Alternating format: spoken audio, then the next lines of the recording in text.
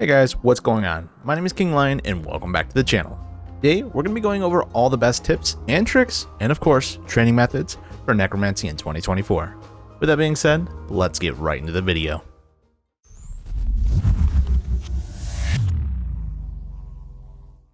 So to start our Necromancy journey, you do have to complete a short 5 to 10 minute quest, which you can start at the entrance of Draenor. There's a ton of guides to be able to complete this. I do recommend watching Frog's guide. He always makes real-time quests and they're super easy to follow along with. Once you complete this quest, you should be level 5 Necromancy.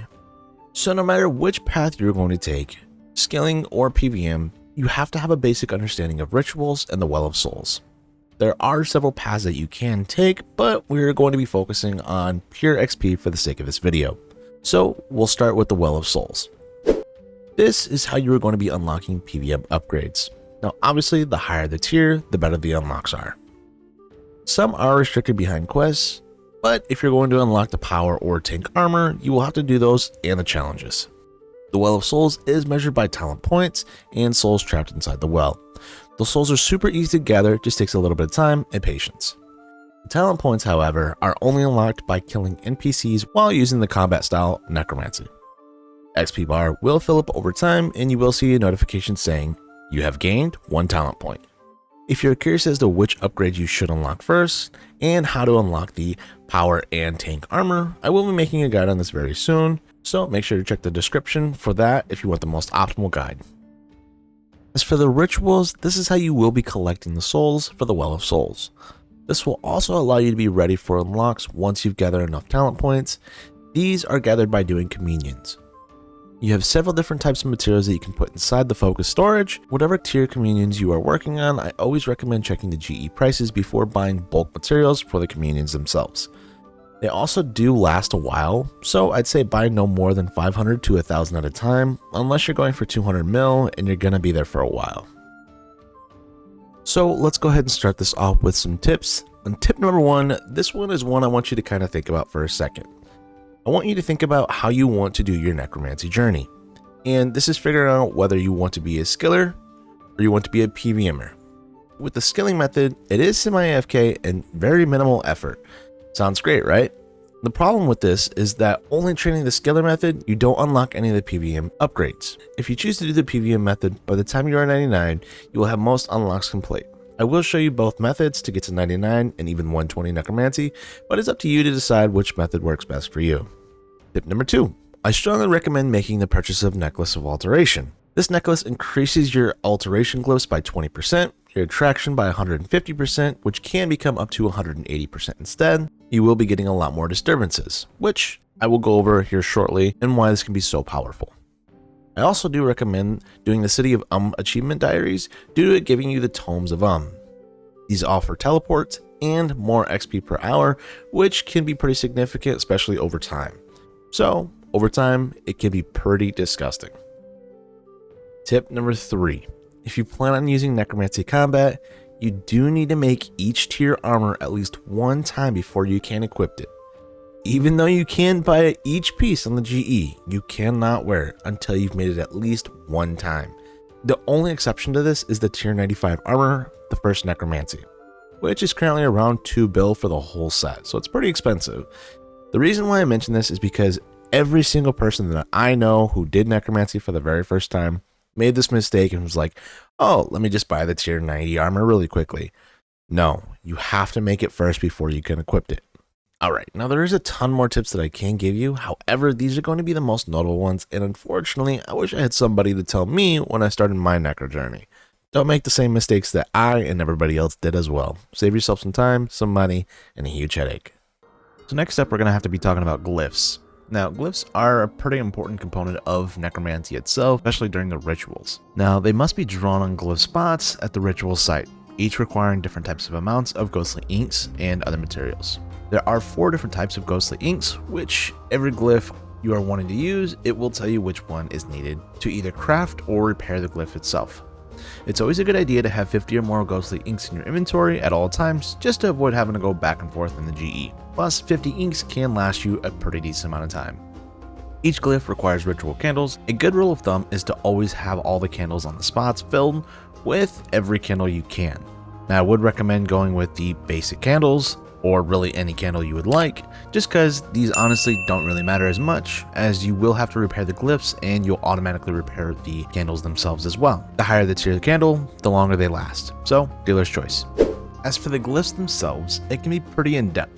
However, I won't really bore you with all that extra non-useful information. There are two types of glyphs: foundational glyphs and alteration glyphs.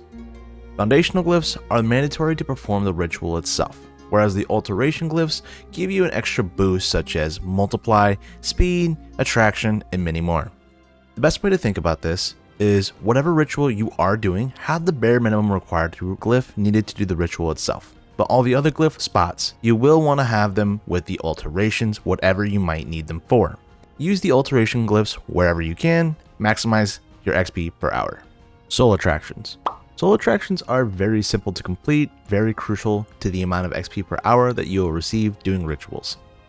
You will have a soul attraction level ranging anywhere from 100 to 700% plus. You will always want to keep this as high as possible. It all depends on your necromancy level. Now the reason why you want to keep this as high as possible is because the more animations that spawn, the more XP per hour that you will get. Now that we have a very basic understanding of how rituals work and some tips and information, let's go ahead and start with the ritual portion of this guide.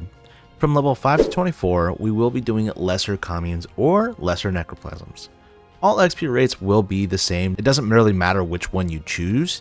However, just remember communes will be the ones that give you more souls to do necro PVM in the future, versus necroplasm, which is more for money.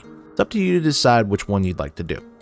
You will have 100% soul attraction, and this will spawn the Wandering Soul, as well as the Sparkling Glyph. The Wandering Soul is just a ghost pretty much, hard to miss. All you have to do is click on it and then you get the XP. As said before, this is at 100% soul attraction, and you will be also getting the Sparkling Glyph.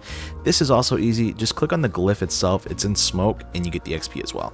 Once you hit level 24, you still will be doing either lesser communes or lesser necroplasms, whatever one you decided to choose. Once you hit level 24 and use a necromancy potion, you can boost yourself to level 30, which will unlock multiply 1. This, in essence, will unlock shambling horrors, which will also give you more XP per hour. To complete the shambling horror, you will first need to click on the shambling horror itself, then click on the glyph with the green smoke. Super easy to complete, little annoying sometimes, but all in all, not too bad. So once we hit level 60, we can switch it up to either greater communes or greater necroplasms. Make sure to use the necropot as well as an alteration necklace so that way you can use attraction 1. This will allow you to spawn in corrupt glyphs at 201% and above. To complete this, it's super easy. You will see 3 objects appear and you will need to click the corrupt glyph with 1 horn on it, then work your way up to 3 horns. It is time based, but you'll see a little bar at the very top to let you know when it's going to either complete or fail. Definitely worth doing and a lot of XP to be gained. Next up, we will be wanting to do greater communes or greater necroplasms as well, but we will be wanting to use attraction 2 glyphs. You will be wanting to use extreme necromancy potions to boost your level from 80 to 95 to allow you to do this. We will be at over 300% soul attraction, which unlocks Soulstorm. This is super good XP and very easy to complete. Now I would recommend rapidly clicking this to ensure you get all the XP. Found if you just rapidly click it, it works just fine and you'll get all the XP from it. There's a total of 3 XP drops that you should get from it. Sometimes if you're a little bit late to clicking it, you will only get 2. From level 90 to 91, you will be wanting to do powerful communes or powerful necroplasms. For our alterations, we will be wanting to use 3 times the speed glyphs. This will relatively be quick and will give you 400% soul attraction. So make sure to boost your necromancy level to get the most amount of XP per hour. From level 91 to 99, you will be wanting to do whichever commune you decide to choose, and I would recommend doing at least the powerful communes to gain more souls. You will be wanting to change your alteration glyphs from speed glyphs to attraction 3 using extreme necromancy potions. This will give you over 600% soul attraction, which will allow you to unlock the Defile. Now, this bad boy gives you a ton of XP. This was a little confusing to me at first, but I'm here to help. Once these spawn, you will want to be very quick to get it. This is not really AFK XP, but very fast. You will see a purple smoke arise from the defile itself. This smoke resets the status bar above the defile, which indicates how close you are to getting the XP from it or it being restored. The best rule of thumb I can give you is to click the defile every 2 bar ticks. Sometimes it may reset on you. I found this to be the most consistent way of getting XP. Now the defile, like all the other attractions, it will despawn, so you need to be relatively quick to be getting this one. Each one that you complete will give you over 12k XP. Well, congratulations on 99. Now, get to 120, noob. From level 99 to 102, we will be boosting our stats once again with extreme necromancy pots. We will be wanting to use Attraction 3. Now that you have the Necromancy Cape unlocked, we will be wanting to use the Attraction 2 skill perk. As a reminder, you will be wanting to use the Alteration Necklace for more XP and more Attraction. If you follow all of these rules, you should expect XP rates of over 1 million XP per hour. Pretty insane. This will get you over 700% soul attraction, which spawns more souls, which equal a lot more XP. Once again, I would strongly recommend doing powerful communes. Gains you more souls, but if you don't need the souls, definitely go for the GP. I would recommend using multiply alterations as well. Get you a little bit more money. Quick little tip. Then from level 102 to 120 or even 200 mil, we are going to be on the final change up. Use the extreme necromancy potions, use the same communes, whichever you choose, and switch the alteration glyphs to attraction 3 glyphs. You're going to want to put them on all of them. Use your necro cape to change that to speed 3. Collect all the souls that spawn from the attractions, then you will receive the fastest XP in the game, which can get you upwards to 5 million XP per hour during double XP. That's freaking bonkers. So no matter which method you choose, PVM or skilling, rituals past level 90 is going to be the fastest XP that you can achieve.